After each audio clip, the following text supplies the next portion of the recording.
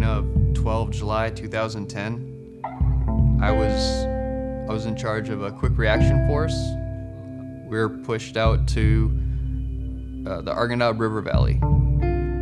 My lieutenant decided to do a quick stop right by the fob. I mean, we were 1 minute away from the fob, and we could have walked there. There's some guys that like to shoot at us from that ghost town because they can shoot at our fob and then sneak out the backside of the city.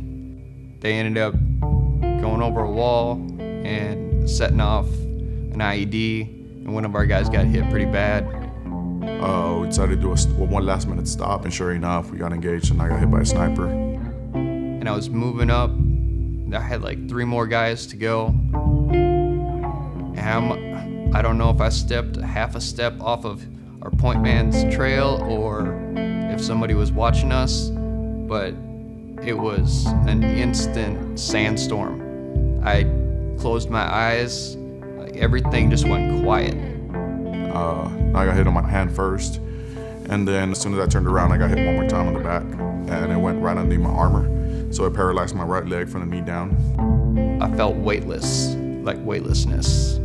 Kind of like if you're in the deep end of a pool and you're just floating around. I could tell my body was moving, but I wasn't doing anything. And then the movement stopped, and I had ended up landing on my back with my pack holding my hips up in the air, and kind of whatever was left draped over the top. You're thinking this doesn't happen to me, but it did. I was in a coma for about 3 months because of all the damage that was done. My chance of survival was very minimal. They left me open for about 3 months and numerous surgeries to be able to fix everything that got damaged in my insides. One of my kidneys got reattached. I have an artificial bladder made out of intestines. My liver was really damaged. Fortunately, it bounced back because it can repair itself. They had to remove, I want to say, I can't give you an exact number of how many feet, but they moved a lot of small intestines and things like that.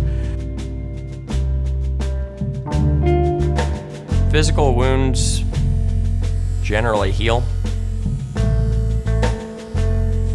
And part of the battle is getting over those physical wounds and any, you could say, disfigurements or anything along those lines, but that stuff you can get past. The true battle carries on with the thoughts, the scenes, the stuff that you can't forget. It doesn't matter if you close your eyes and you sleep. It doesn't matter what you do, it's still there.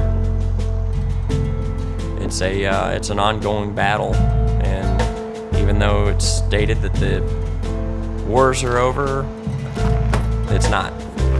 Not for those that are back here just still trying to move from day to day. There's still too many suicides that are happening each day, and it's a travesty. It's part of the reason we're around, to try to get you out, get you doing something that you can enjoy and love.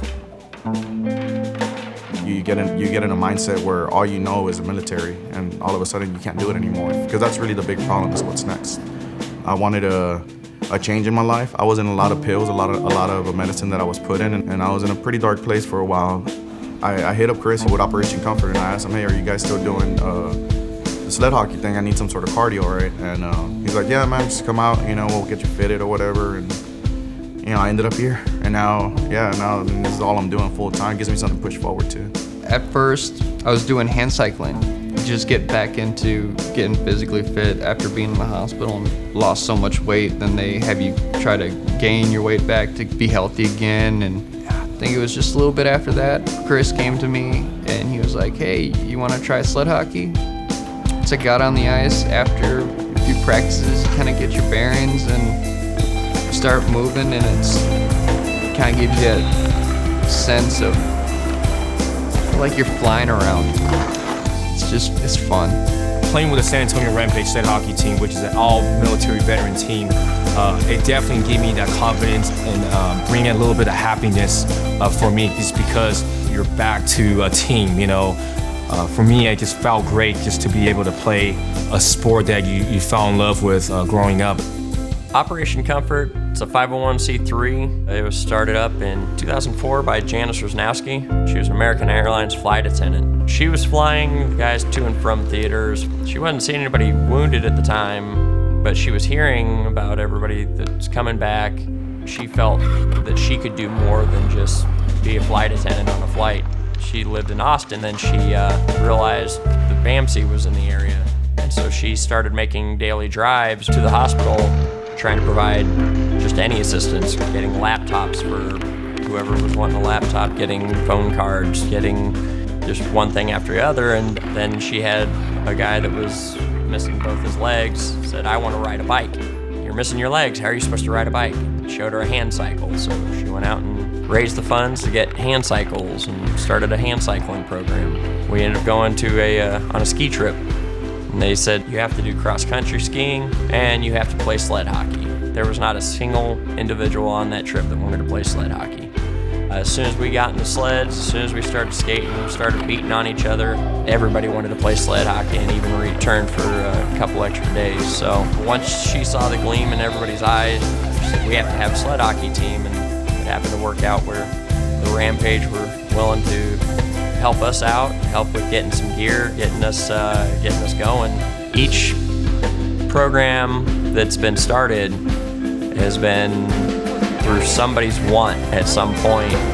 Whenever the need arose, Janis would sit there and look and say, well, let's make it happen. And that's really where it all kicked off. It was just one woman's drive to want to help and not settle for here to have some cookies or have this. It was I want to do more. What do you need?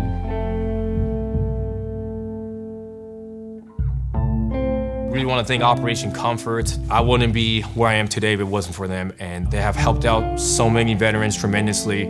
If it wasn't for them, I wouldn't be sitting here. If it wasn't for them, I wouldn't be playing the sport that, later fell in love with. Thank you.